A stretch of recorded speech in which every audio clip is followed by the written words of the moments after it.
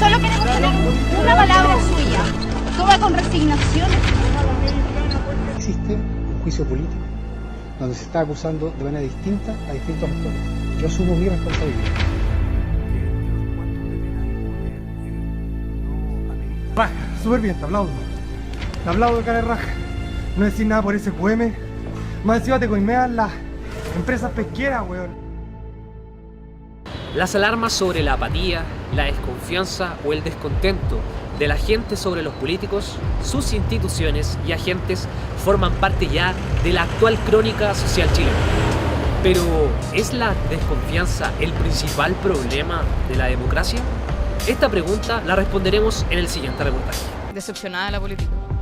Entonces la participación tiende a bajar, porque no están ni ahí. Pasando la política, los casos de corrupción, hay un descreimiento en general de la gente. La participación ciudadana es importantísima, en cambio los políticos, las mismas leyes que ellos están legislando no te dan una participación ciudadana, por lo tanto los jóvenes no se sienten representados.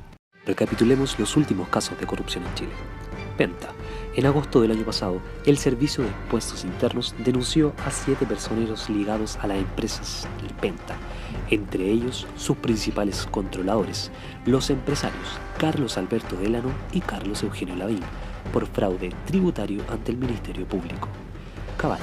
Un escándalo político remeció a la ciudadanía chilena referido a un supuesto tráfico de influencias ejercido por Sebastián Dávalos, hijo de la presidenta Michelle Bachelet, quien obtuvo un crédito por más de $10 millones, que finalmente fue aprobado poco después de que su madre ganara la elección presidencial, el que habría sido utilizado para comprar un terreno en Machalí, en la 6ª región del país, cuyo suelo era de uso agrícola. Soquimich.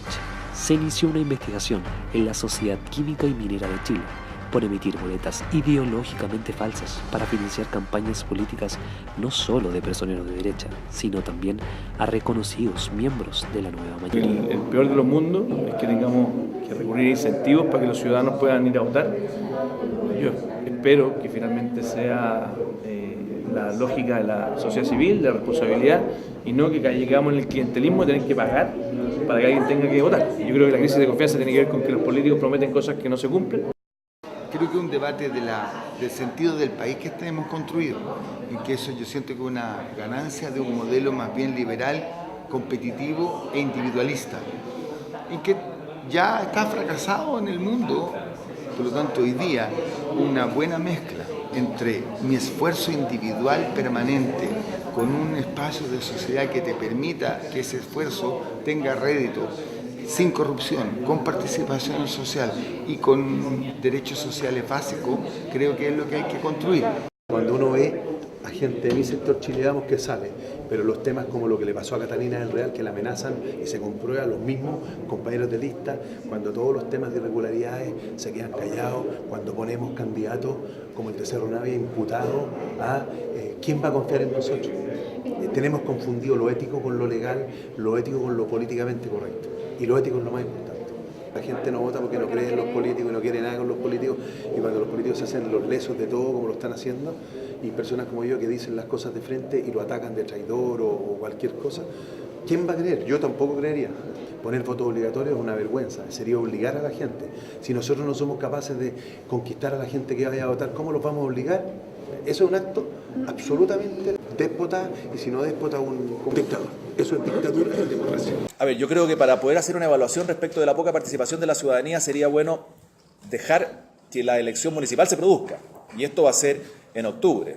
Las primarias fueron acotadas, fueron en ciertas comunas, muy poco publicitadas por el gobierno, y por lo tanto pensar que se va a definir la mayor o menor participación por lo que ocurrió en las primarias no creo que sea responsable. Nosotros vamos a hacer un esfuerzo importante por convocar a mucha gente a votar en las elecciones municipales. Entendemos que las elecciones municipales, aparte de tener un componente local donde los candidatos van a hacer planteamientos locales de cuál es la mejor conducción para cada uno de los municipios, también tiene un componente político.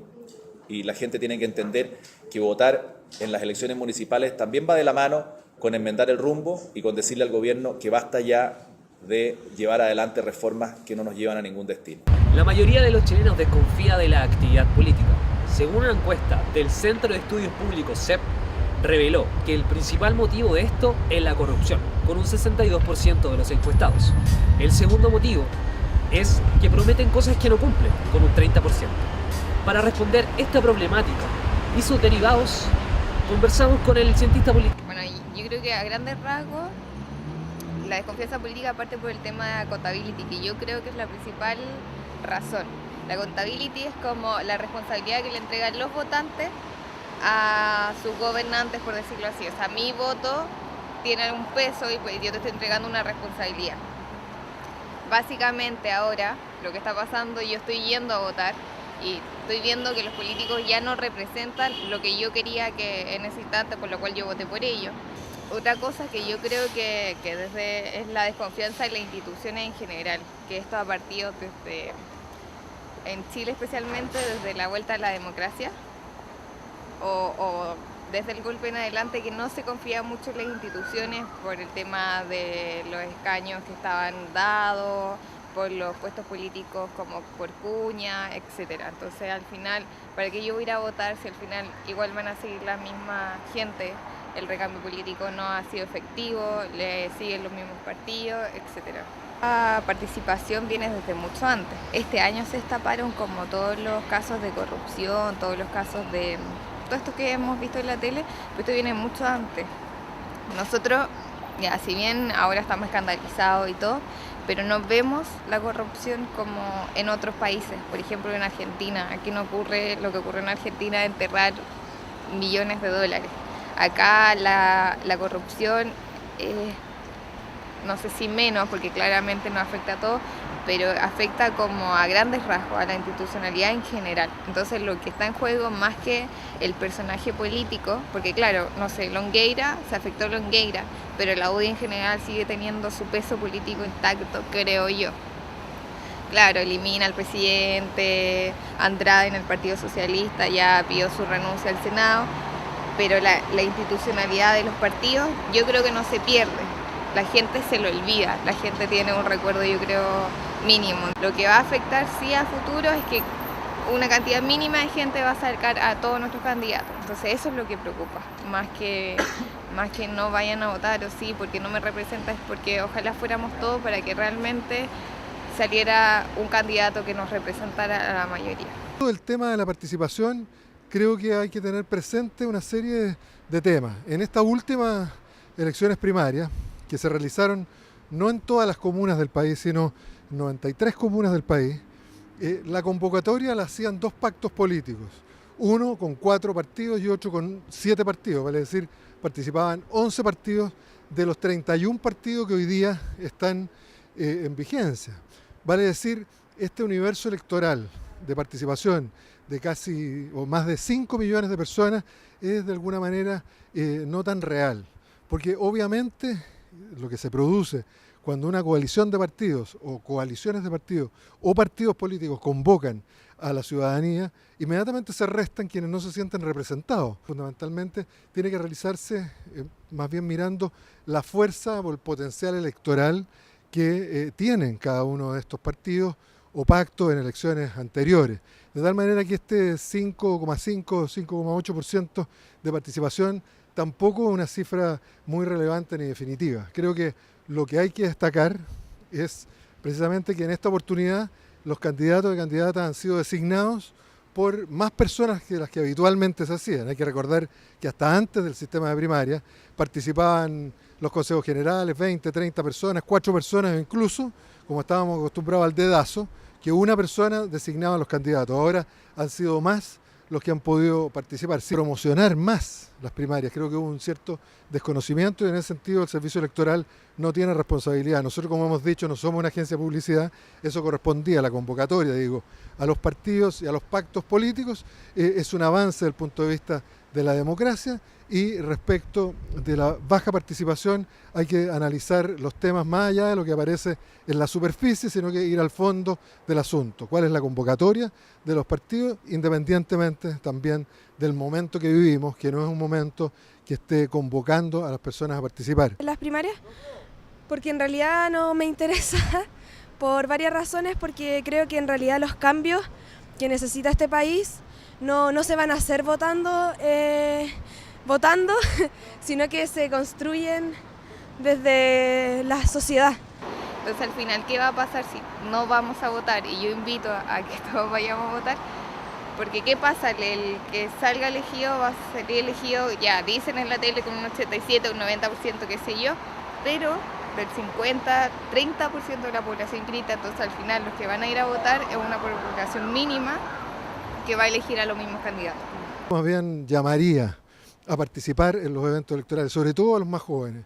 Si siguen participando los mismos y se siguen presentando los mismos, van a salir siempre los mismos. Hay que pasar, diría yo, del reclamo, del enojo, de la ira en algunos casos, a la participación. Y eso se hace levantando candidaturas, atreviéndose a hacer las cosas o priorizando otras candidaturas, porque hoy día el sistema electoral, que ya no es el sistema binominal, sino que el sistema proporcional, permite que otras personas, se empiecen a escuchar otras voces, y en eso los jóvenes, las jóvenes de nuestro país no pueden estar ausentes. Hay un descontento en la política, o sea, los jóvenes hemos tomado un discurso muy a la defensiva, diciendo así como ellos son los corruptos, ellos son los que no valen la pena votar por ellos, pero uno tiene que creerse el cuento, ¿cachai? Uno tiene que participar en política, tiene que, no en los partidos políticos tradicionales, sino que desde las juntas de vecinos, desde el espacio donde yo ejerzo mi vida cotidiana. Primero, lo que yo siempre he dicho, hay que descartarse de esa, como de decir, no, yo soy apolítico o soy de centro, de mi punto de vista, sino que uno es un ente político, uno como joven es un ente transformador, es un ente de cambio, hasta que la gente entiende que es su derecho cívico. Pero aquí, ¿qué es lo que pasó? Que nosotros se legisló para que el voto no sea obligatorio y tuvimos una baja en la participación, tanto en las votaciones, que justo sucedieron votaciones parlamentarias y presidenciales. Y aquí, entonces, ¿qué es lo que pasa? O por lo menos, ¿qué es lo que nosotros queremos intentar hacer como jóvenes? El padrón primero es muy viejo. O sea, la gente que ya está inscrita en el padrón electoral del CERVEL, la mayoría es de tercera edad. Entonces, ¿por qué no ampliamos desde los 16 años para que los jóvenes también puedan hacerse partícipes de las elecciones? La gente votaría por personajes como faranduleros, porque existe un acercamiento. O sea, hay un acercamiento de esas personas, como en la cotidianidad, por ejemplo, DJ Méndez siempre transmitió eso del porteño, del pueblo, etc. Y la gente nunca antes había escuchado un discurso de ese tipo. Traba estas personas que llevan 50, 60, 40 años siendo parlamentarios y siendo senadores. Tenemos que entender principalmente que las primarias se hacen porque las coaliciones no llegan a acuerdo. Quiere decir, la coalición ahora de la Bachelet no se pone de acuerdo y saca varios candidatos para que la gente lo elija por un tema, para que sea más democrático. Pero ¿qué pasa? Se pierde dinero porque en pagar a los vocales de mesa, organizar los lugares, los colegios, etc. Y se pierde mucho tiempo. Al mismo tiempo los votantes saben esto, o sea, no saben que es por una falta de organización, pero saben que al final, ¿para qué voy a ir a votar? O sea, a lo mejor mi voto no va a ser el que yo vote, el que elija, el que salga el que elija, ¿verdad?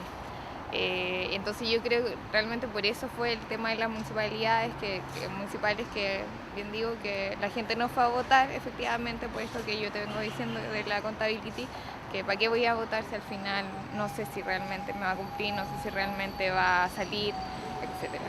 Y además que sabemos que al final los candidatos se están repitiendo. No sé si ahora han escuchado que Ricardo Lagos se estaba pensando, no sé, tenemos la Soledad Alvear, siempre tenemos como los mismos candidatos dando vueltas, ya sabemos cómo se manejan, cómo las cosas que hacen, entonces no sé si hay un interés en cambiar.